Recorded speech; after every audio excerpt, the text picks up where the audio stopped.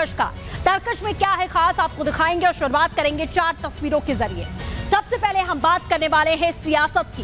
संसद में क्या कुछ हुआ आपने देखा, और अब सरफटोवल पर एसआईटी जांच गठित कर दी गई है। राहुल गांधी की मुश्किलें यहां सीधे बढ़ने वाली हैं।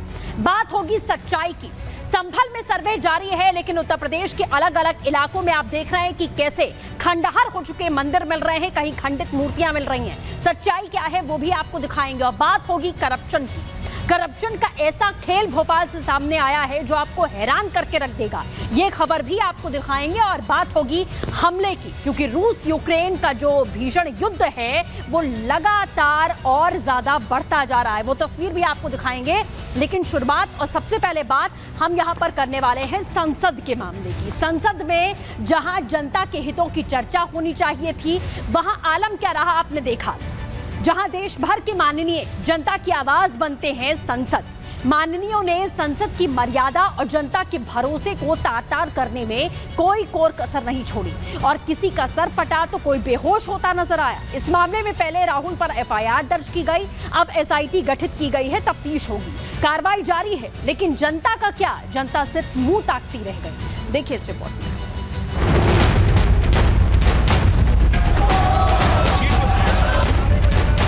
आचरण अशोभनीय था, अराजकता से भरा हुआ था। एक काला अध्याय संसद में लिखा है। इस तरह का रिप्लाई एक अद्भुत और एक अविस्मरणीय रहा है। हर जिला मुख्यालय पे हमारे नेता मार्च निकालेंगे। इस रस्साकशी में शीतकालीन सत्र खत्म हो गया और जनता के हाथ में क्या आया, झुनझुना। कांग्रेस अडानी चिल्लाती रही और बीजेपी सोरोस का मुद्दा उठाती रही। अडानी और सोरोस का चैप्टर अभी खत्म नहीं हुआ था कि बात बाबा साहब पर आकर अटक गई, और ऐसी अटकी कि राहुल गांधी की तख्ती पर बाबा साहब का कब्जा हो गया। और फिर संसद के मकर द्वार पर ऐसा हुआ जिसकी कल्पना शायद ही किसी ने की होगी। 2 सांसद को अस्पताल का मुंह देखना पड़ गया, लेकिन सियासी पार्टियां धक्का मुक्की पर भी सियासत करने से नहीं चूकी। राहुल गांधी जी का आचरण अशोभनीय था, अराजकता से भरा हुआ था, और अगर मुझे बोलना नहीं चाहिए, लेकिन उन्होंने गुंडागर्दी का माहौल बनाने का काम किया। तो जब कानून को अपने हाथ में लेंगे तो कितना ही बड़ा क्यों ना हो, कानून से बड़ा कोई नहीं है। इस तरह सरकार का घटियापन, संसदीय भावनाओं के साथ खिलवाड़, एक काला अध्याय संसद में लिखा है भारतीय जनता पार्टी की सरकार ने। हफ्तों सदन नहीं चलने दिया उन्होंने। विपक्ष पे ये आरोप तो लगता रहा है, जब भाजपा विपक्ष में थी उस पर भी लंबा आरोप लगा है, परंतु सत्ता पक्ष कभी ऐसा करे नहीं हुआ था।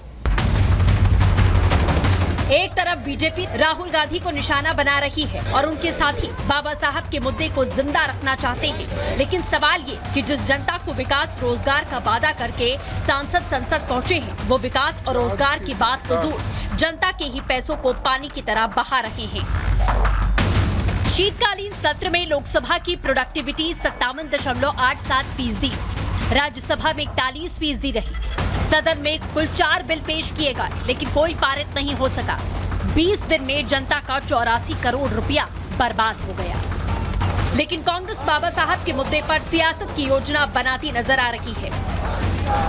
ये 22 और 23 तारीख को 150 शहरों में हमारे सारे लोकसभा और राज्यसभा के सांसद और कांग्रेस कार्य समिति के सदस्य प्रेस वार्ताएं करेंगे, अमित शाह के इस्तीफे की मांग करेंगे, और बाबा साहब भीमराव अंबेडकर जी की जिस तरह से अपमान करने की चेष्टा की अमित शाह ने, उसकी हम निंदा भी करेंगे और उसको साझा भी करेंगे लोगों के साथ। देखिए, जो अमित शाह जी का रिप्लाई था, मैं पार्लियामेंट्री अफेयर मिनिस्टर के नाते मेरा बहुत लंबा अनुभव रहा। मैं मानता हूं कि संसद के इतिहास में इस तरह का रिप्लाई एक अद्भुत और एक अविस्मरणीय रहा है। मतलब आप जो है वो उसको फिर से दोबारा जो है वो इस तरह की बहुत कम ऐसे मौके होंगे जब पार्लियामेंट में इतना तर्कों और तथ्यों के साथ बात हुई होगी।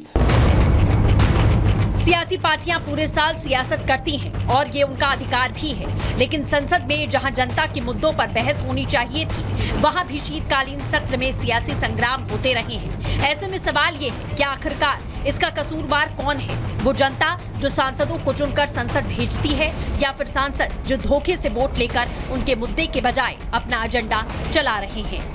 Bureau report, Republic Bharat. और अब बात संभल की भूमि से सनातन को दफन करने की हर कोशिश नाकाम होती दिख रही है, क्योंकि एएसआई की टीम सर्वे से हर सच को खोज निकालने में जुटी हुई है, तो दूसरी ओर पीला पंजा भी संभल की गलियों में गरजता नजर आया और बिजली चोरों पर कानूनी चाबुक भी। देखिए रिपोर्ट।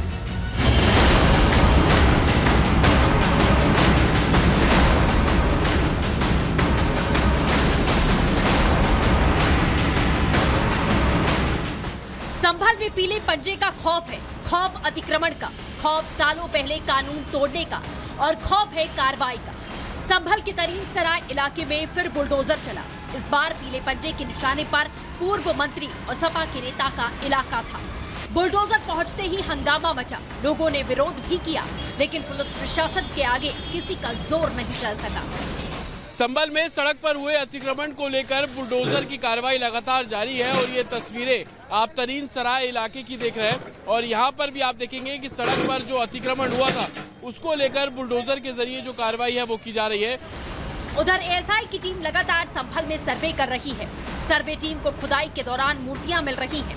आज एएसआई की टीम लाडम सराय पहुंची, बाबा लाडम मजार की तस्वीर ली गई। बताया जा रहा है कि बाबा लाडम की मजार पहले प्राचीन मंदिर हुआ करता था। 15 साल से हम आ जा रहे हैं बस, 10-15 वाला साल से। बाकी हमारे पास पहले प्राचीन इमारत थी। रातों रात उन्होंने यह सपा सरकार बना दी, तो वंगी बल पे। यह हमारा बहुत पुराना मजार है, हम देखते हुए आ रहे हैं इसे बहुत टाइम से।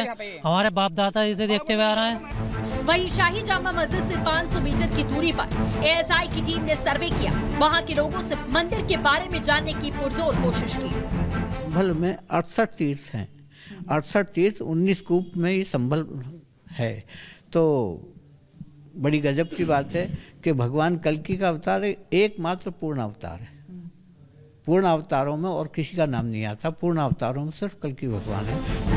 एएसआई टीम नक्शे के हिसाब से संभल में सर्वे कर रही है। वही नक्शा रिपब्लिक भारत के पास भी है।